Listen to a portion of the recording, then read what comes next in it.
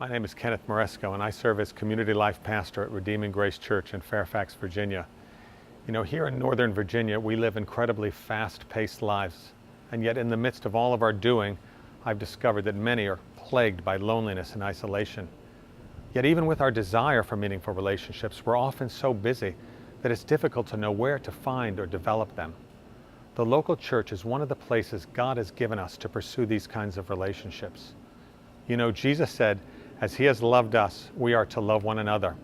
And it is through our love for one another that all people will know that we are His disciples.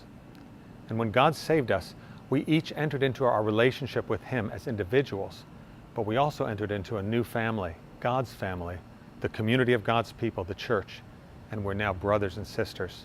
That's why it's so important that authentic relationships with other believers are a part of our lives. At Redeeming Grace Church, we have an opportunity to get to know people who are different from us in age, ethnicity, and background, and I want to invite you to consider being a part of our community. We experience community in a variety of ways at Redeeming Grace, through our Sunday meetings, our Bible studies, our ministry teams, our men's and women's ministries, as well as our prayer meetings. However, one of the most significant ways that we experience community is getting to know one another and sharing our lives together in regular gatherings of our small groups, which we call community groups.